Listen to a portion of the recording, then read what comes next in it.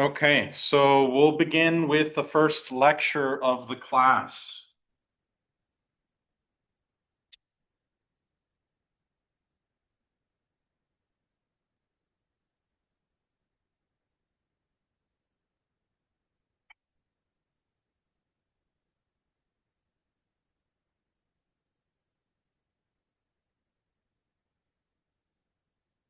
So I'll begin with terms that are relevant and important for this class. And on Canvas, on the homepage, I share with you a file of a document that has my definitions for these words, these terms, and more. Um, in lecture, I'll focus more on helping you distinguish these similar terms from one another. Uh, but but the definitions, I give to you on Canvas. And you don't have to write down these questions. I'll basically answer them for you.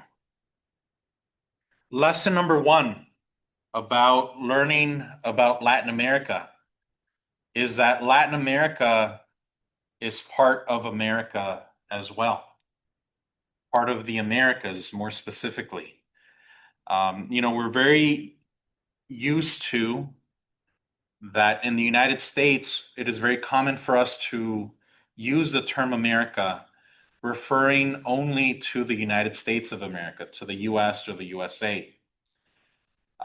But people in Latin America think of themselves as Americans as well. This is not because they are claiming to be citizens of the country of the United States of America, but rather because they are claiming to be just as legitimate residents of the Americas as the United States is.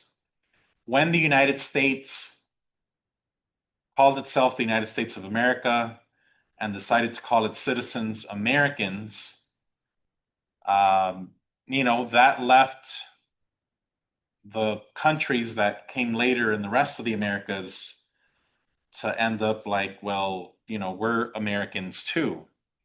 Um, so it is similar to it as if, I don't know, Japan had decided to call itself the United States of Asia and its citizens Asian citizens, and then everyone else in Asia is left wondering, well, we're Asians too.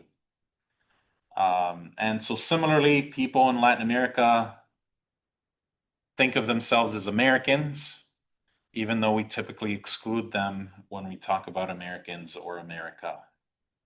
Um, on that note, in this class, the way I use America or the Americas is in reference to North America, South America, and the Caribbean. Uh, and so that's the way I use it in this class. And to help drive this lesson home, you students are penalized in any assignment in which they use the term America, referring only to the United States. And it's something minor like 5%, but it's just a reminder of lesson number one in this class. What about United States? So that one is not as big of a deal, but it's also helpful to know that the United States is one of several countries in the world that are federal republics. That is, that they are countries made up of smaller entities that are sometimes called states, hence the United States of. The closest, most similar example is Mexico. Mexico followed the example of the United States and called themselves the United States, Los Estados Unidos Mexicanos, the United States of Mexico or the United Mexican States. That's its official name till this day. But there's other federal republics around the world like Nigeria, Germany, or Brazil. In the case of Brazil, they literally call them states, but in Portuguese, not in English. So yeah, just FYI. Hispanic populations.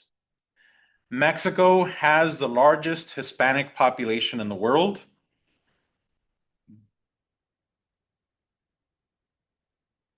And the United States has the second largest Hispanic population in the world. There are more Hispanics in the United States than there are in Spain or any Latin American or any Hispanic country other than Mexico.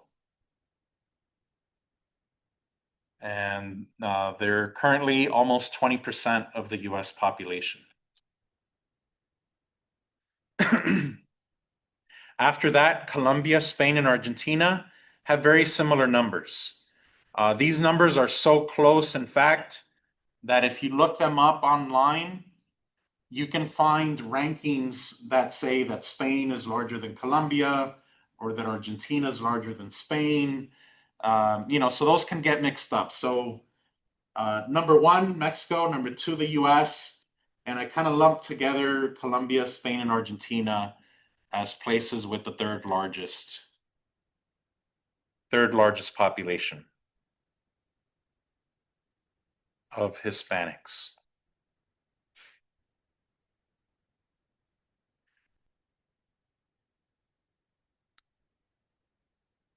I mentioned before that I have a document on Canvas that gives you my definitions of these terms and others. So feel free to make use of that or to revert back to it anytime you're unsure on how to use a term. And these are some of the ones that I'll explain.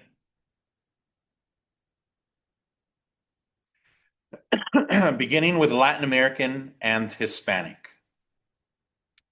So, and this is in the context of the Americas or the world.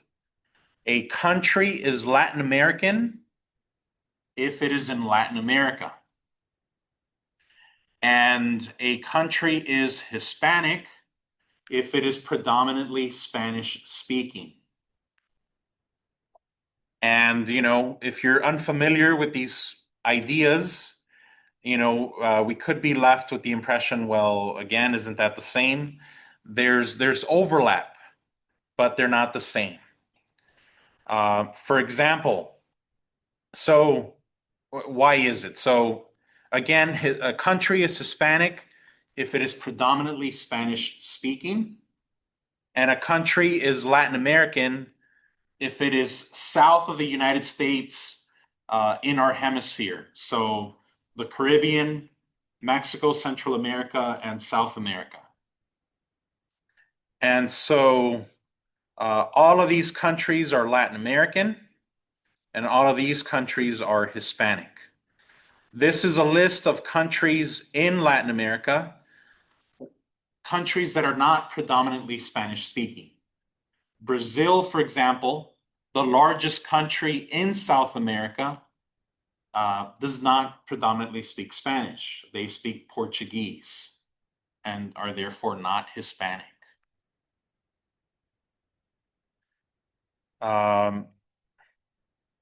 And then there are places that are Hispanic and not in Latin America, like Spain, or Equatorial Guinea is an interesting one because that is in Africa, a place that Spain colonized in Africa, as opposed to the places they colonized in the Americas.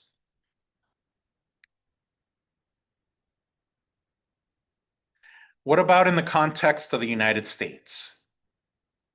A person in the United States is Latin American if they were born in a Latin American country.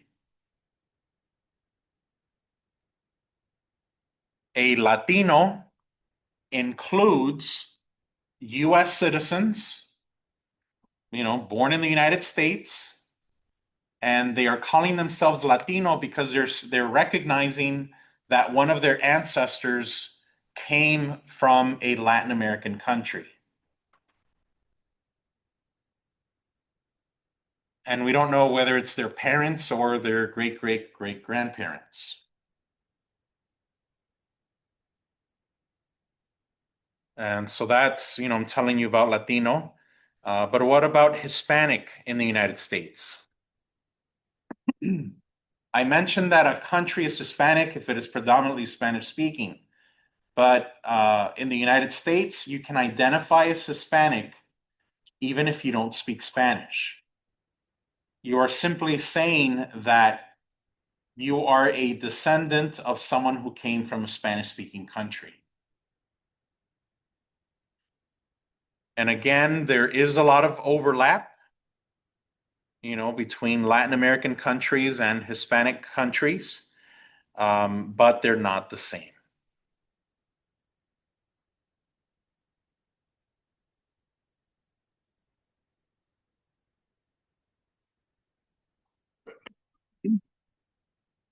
Mexican American.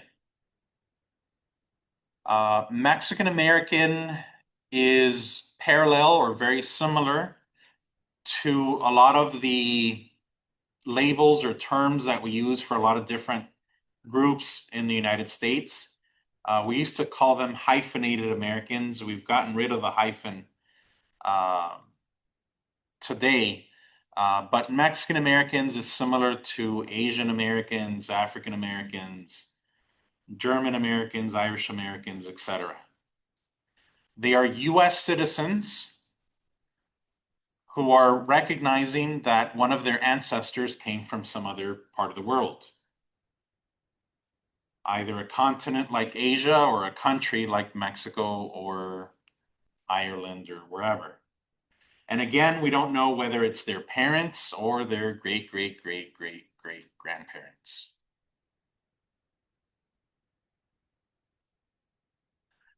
Chicano. Chicano is a term that is less relevant for this class. But I'll explain it in that it is a term that used to have negative connotations in Mexican Spanish. And in the 1960s, along with the US civil rights movement led by African Americans, there were some Mexican Americans who chose to identify with the term Chicano and redefine it with a positive meaning. Similar to how African Americans in the civil rights movement were moving towards a Black Power movement with the idea of Black is beautiful, not trying to assimilate or try to, erase themselves and what makes them different into the melting pot of the United States. Instead, they made a change to be proud of what makes them different, because it was also acknowledgement that they were never going to be seen as white. It was to, yeah, be proud of what makes them different and still fight so that they're no longer treated like second class citizens. Similarly, some Mexican Americans, part of the civil rights movement, also redefined the term Chicano so that they were no longer just proud of their Hispanic, i.e., Spanish, white, European ancestry, but to also be proud of their indigenous ancestry, to be proud of what makes them different, and to identify not as a group that deserved to be treated like a first class citizen because they were white, but instead to identify as a historically discriminated against group in the United States, and to fight for to be treated like first class citizens. So that's a short version of Chicano. All of these terms are also labels um, that we can use to describe groups of people as best we can with the information we have. And individuals can choose to identify with any or more than one of these terms. Chicano is one, however, that I would encourage you not to use unless you know how people identify. Yeah, Mexican American is a safer term to use if you don't know how people identify. Um, and a couple things.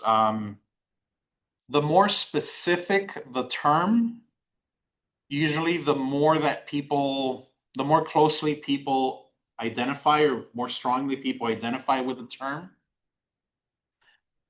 So for example, terms like Latin American and Hispanic are convenient for us to be able to lump together people from 2 dozen different countries. But the people from those countries do not see themselves as all the same. They identify primarily as, say, for example, Chilean. Then they'll identify with that region of the southern cone of South America, then South America, then Latin America, and then Hispanic. So these terms that are convenient for us are not terms that they feel strongly about or that they have a practical use for, because they're not often talking about all of Latin America. They're talking about themselves as Chileans and their next door neighbors, the Argentinians, which by the way they don't like and they see themselves as very different, and they have in their mind they have a very different accent and they don't understand them, and etc. So these terms are terms that are convenient for us, and it's why we use them so much. They are not terms that they necessarily use or feel very a close attachment to. Another good example of that could be, in my definition of Latin America, I include the Caribbean, as well as, Mexico, Central America, and South America. But people in the Caribbean, number one, identify with their island, say they're Dominican, and then they'll identify with the Caribbean. Some of them will even say that they are different, that they are Caribbean and not Latin American. Uh, Although the way I use it, I do include them. But that it just speaks to that point of the more specific the term, the more closely people feel to that term, connect to that term. And lastly, none of these terms are a race. Neither Latino or Latin American or Hispanic is a race. None of them are. Uh, you can be an indigenous person from Latin America. You can be an Asian person from Latin America, a black person from Latin America, etc., a white person from Latin America. That is why when people fill out the US Census, they are asked both for their race and whether they are or are not Hispanic or Latino.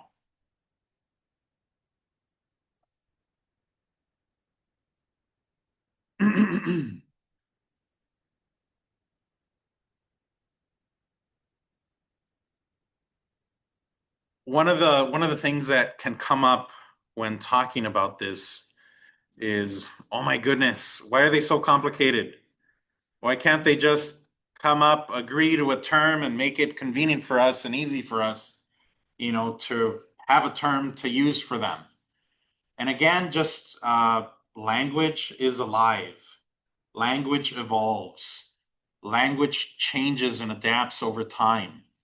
And it's not always based on, I don't know, what what is the most logical when you step back and look at everything. Um, yeah, the preferred terms change over time and so forth. And this makes me think of kind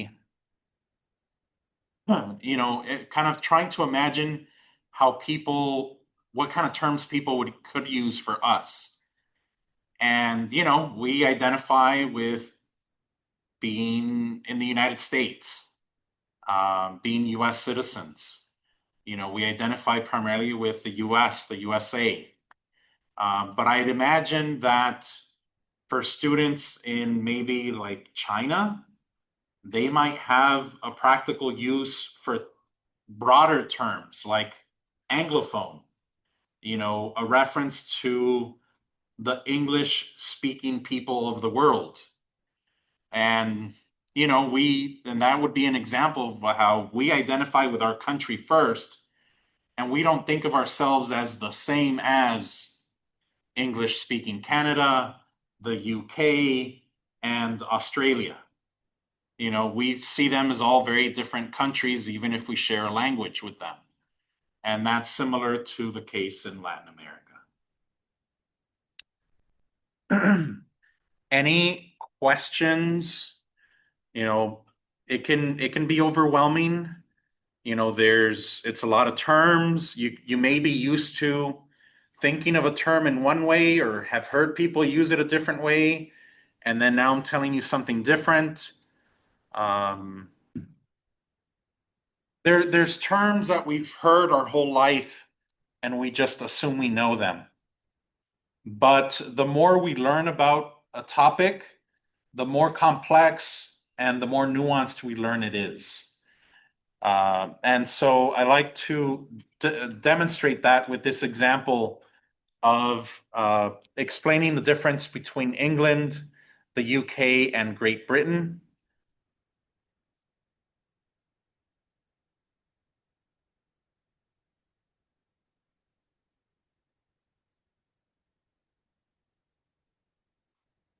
Explained by me, CGP Greg. The United Kingdom, England, Great Britain, are these three the same place? Are they different places? Do British people secretly laugh at those who use the terms incorrectly? Who knows the answers to these questions? I do, and I'm going to tell you right now. For the lost, this is the world, this is the European continent. Let's see if there it is.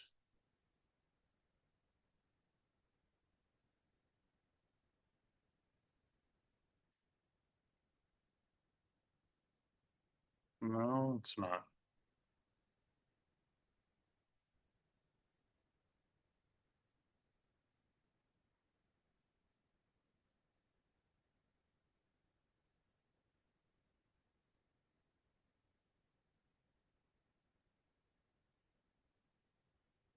All right.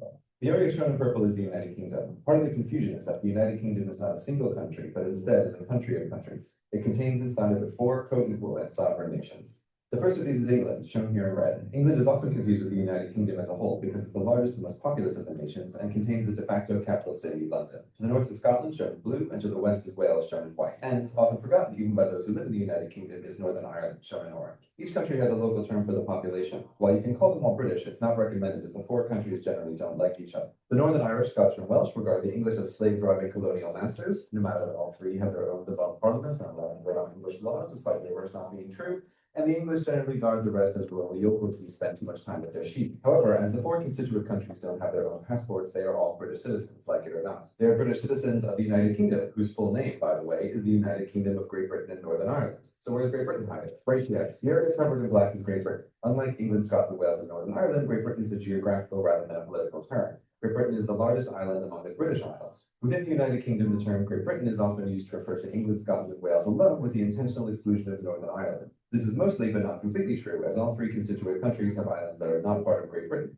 such as the Isle of Wight, part of England, the Welsh Isle of Anglesey, the Scottish Hebrides, the Shetland Islands, the Auckland Islands, and the islands of the Clyde. The second biggest island in the British Isles is Ireland. It's worth noting at this point that Ireland is not a country, like Great Britain is a geographical, not political term. The island of Ireland contains only two countries, Northern Ireland, which we have already discussed, and the Republic of Ireland. When people say they are Irish, they are referring to the Republic of Ireland, which is a separate country from the United Kingdom. However, both the Republic of Ireland and the United Kingdom are members of the European Union, even though England in particular likes to... This was done before Brexit. 50 kilometers off the coast of France, but that's a story for another time. To review, the two largest islands in the British Isles are Ireland and Great Britain. Ireland has only two countries, the Republic of Ireland and Northern Ireland, while Great Britain mostly contains three, England, Scotland, and Wales. These last three, when combined with Northern Ireland, form the United Kingdom. There are still many unanswered questions, such as why when you travel...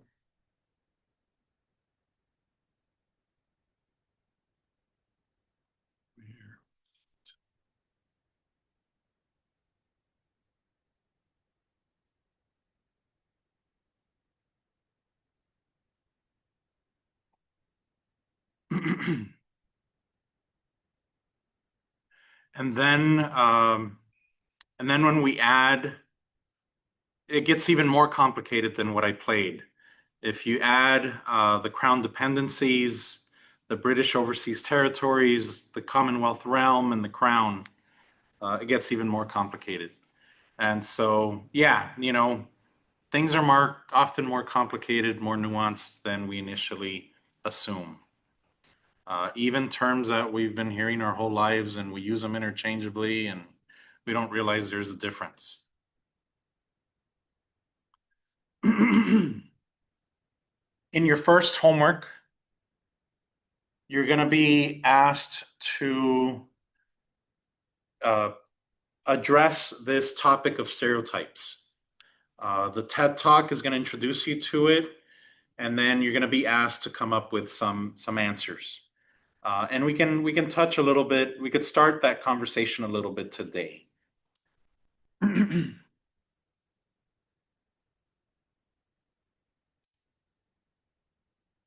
Has anyone ever heard direct um well, no, we know this. So what are some of the stereotypes that people in the US have of Latin America? Anyone willing to share anything they've heard? Yes. Okay, they do the dirty work, the hard work. Okay.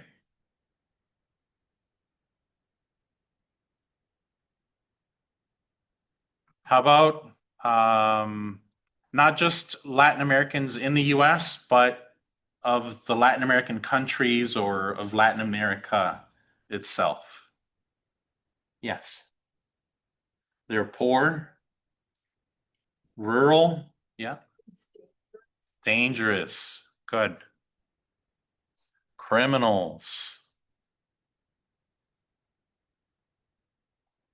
others, yeah, drug cartels. What are other stereotypes that in the US we have of Latin America? Hmm. Good. Politically unstable, dictators. What about, I don't know, geographically? Uh, what's that? A lot of deserts. Desert.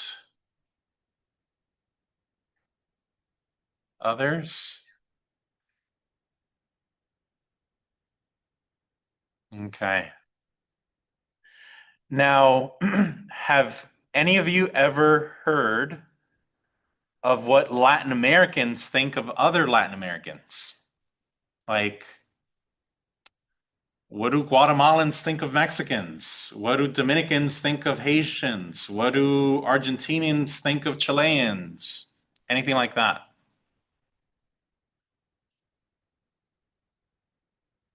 No? Argentinians have the reputation for thinking they're better than everyone else. That's their reputation. Uh, Argentinians will say things like that Buenos Aires is the Paris of Latin America.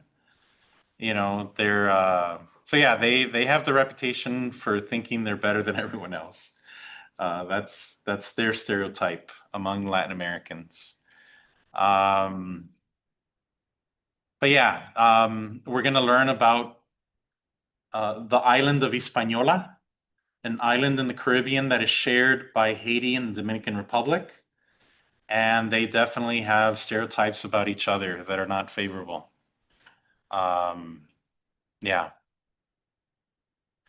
What's our own stereotype about the US? What do we tell ourselves about our own country? Hmm. Loud.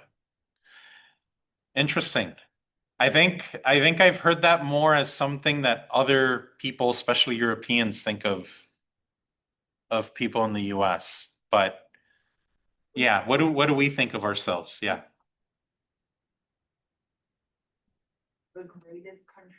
world. Yeah. Yeah, we're number one. Uh-huh. Some might think that different parts of the country are gun-toting hillbillies. So we can we can subdivide it, right? There's the things we think of our own country, but then we have like stereotypes for different regions or different states, different subgroups. And at least there you're starting to go beyond just the country itself, which is easier to do when you're from a country. You know more about the complexity and the nuances. But that can include stereotypes as well. Like, you know, when we think of a Texan, we might have a different image in mind than when we think of someone from San Francisco or New York City, or someone from Appalachia, or etc. So we have different stereotypes, but they're like sub stereotypes within the country of different regions. Has anyone ever heard stereotypes that people in Latin America have of the United States? Yeah. I was trying to buy sunglasses on the beach in the DR, and he like said I'm American, so I have more money. Yeah, yeah, yeah. There's tourist traps and so forth. Carly?